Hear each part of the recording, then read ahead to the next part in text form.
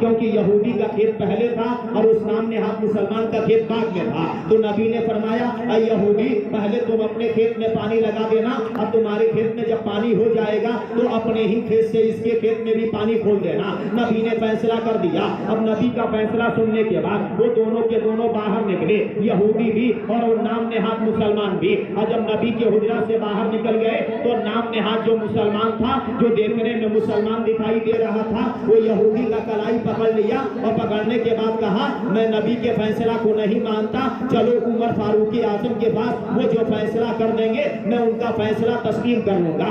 آپ یہ جان لیں کہ عمر فاروق اعظم کون ہے, تو نبی کے پہلے نمبر کے خلیفہ نہیں بلکہ دوسرے نمبر کے خلیفہ ہیں, حضرت عمر فاروق اعظم. اب مسلمانوں وہ یہودی کیا بول رہا ہے, تو پاگل تو نہیں ہو گیا ہے, تو مسلمان ہے, تو جس نبی کا کلمہ پڑھتا ہے, تو جس نبی کو مانتا ہے, اس نبی نے میرے حق میں فیصلہ کر دیا, اب تو عمر کے پاس مجھے پکڑ کے لے چل رہا ہے. آخر عمر ہوتے کون ہے, محمد صلی اللہ علیہ وسلم کے فیصلہ میں رد و بدل کرنے والے, اس لیے کہ محمد آقا ہے, عمر غلام ہے, تو غلام کی مجال کیا ہے کہ آقا کے فیصلہ میں رد و بدل کر دے. مگر یاد رہے وہ نام نہاد مسلمان کیا, یہودی کا کلائی پکڑ لیا, اور پکڑنے کے بعد سے عمر فاروق اعظم کے پاس گئے, اور جانے کے بعد سے معاملے کو پیش کیا گیا. حضرت عمر فاروق اعظم ابھی فیصلہ سنانے ہی والے تھے جب تک کہ وہ نام یہودی بول پڑا, آپ فیصلہ سنائیے گا, یہ بات سن لیجئے کہ یہ فیصلہ مصطفیٰ کی بارگاہ میں ہو چکا ہے. اتنا سننے کے بعد حضرت فاروق اعظم غصے اور جلال کے عالم میں آ جاتے ہیں, اور فاروق اعظم نے کہا کہ جب مصطفیٰ کی بارگاہ میں یہ فیصلہ ہو چکا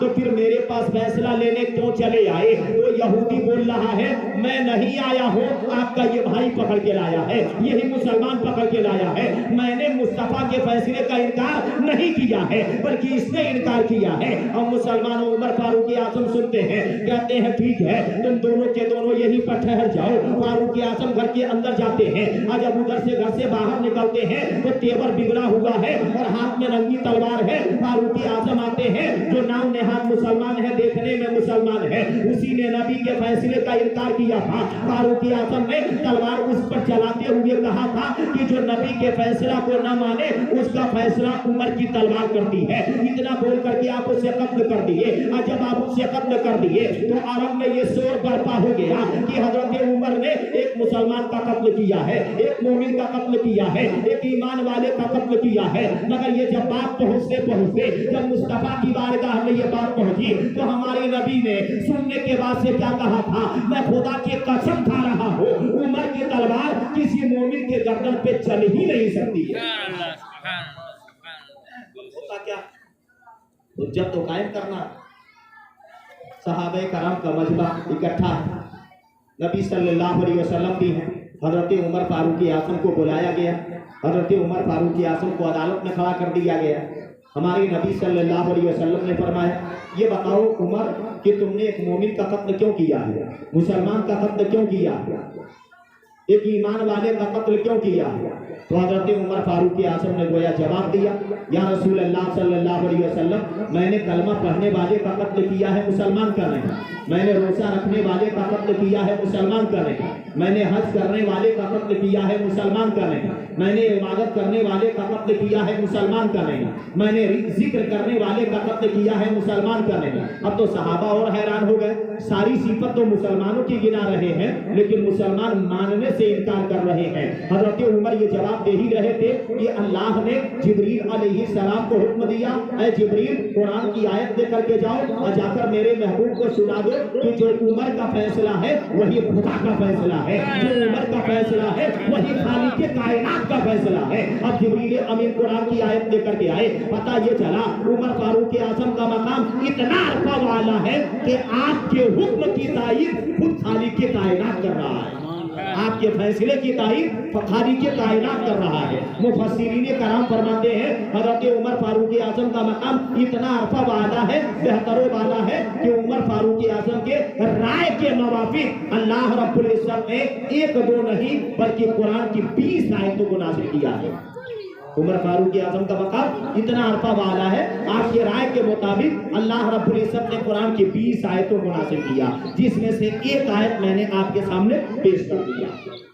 اللہ نے قرآن کی آیت کو بھی, اب وہی آیتیں کریمہ फला व रब्बिका, ऐ मेरे महबूब तुम्हारे रब की कसम, ला युमिनून कि वो लोग कभी मुसलमान ना होंगे, हत्ता युहक्किमुका फीमा शजरा बैनहुम, जब तक कि अपने आपस के झगड़े में तुम्हें अपना हाकिम ना बना दे, फैसल ना बना दे, सुम्मा ला यजिदू, फिर जो कुछ तुम हुक्म फरमा दो, फी अनफुसिहिम हरजा, अपने दिलों में हर्ज महसूस न करे, मिम्मा क़ज़ैता व युसल्लिमू तस्लीमा, और जी जान से मान ले। पता ये चला अल्लाह के नजदीक मर्द मोमिन वही है जो नबी के हर फरमान को दिलो जान से तस्लीम करता है, नबी के हर कौल को दिलो जान से तस्लीम करता है। अब बताइए कुरान से ये साबित हो गया कि नहीं हो गया?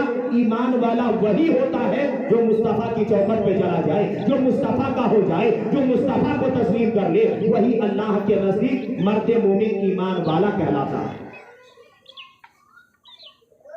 अब ये कि कुरान पाक की एक और आयत करीमा समाप्त करेंगे।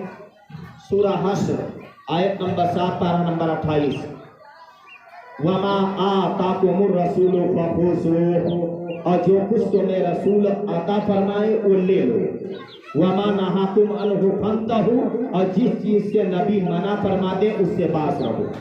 कुरान की आयत से क्या साबित हुआ कि नबी जो दे वो ले लिया करो, और नबी जिस चीज से मना फरमा दे उससे बाज रहा करो।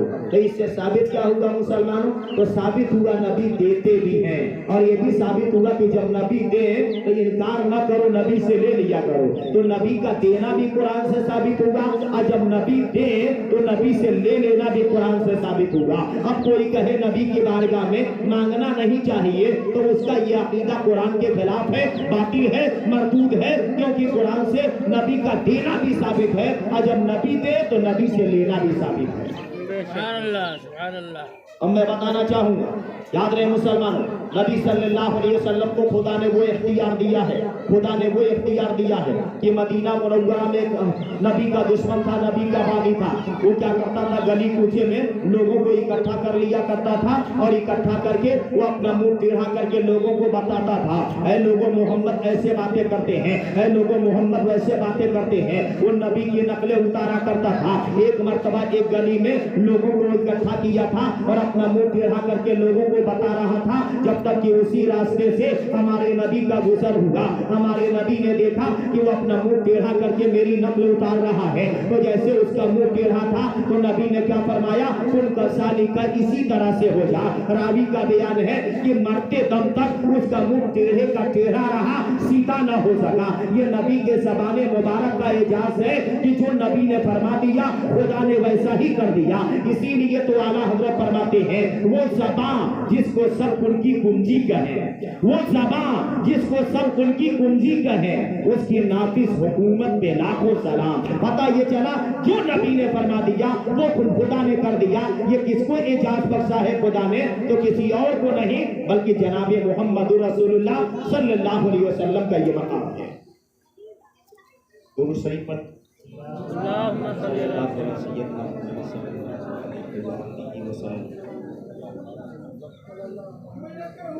तो फिर शाम को भी आप तकरीर समाप्त करेंगे। रात में भी मैं बोला हूँ, एक जगह बोल के भी आया है, फिर इतनी देर बहस आप समाप्त किए, अब सलाम पढ़ लिया जाए। हाँ, क्योंकि अब असर की आसान भी हो तो खड़े हो जाइए। सलाम।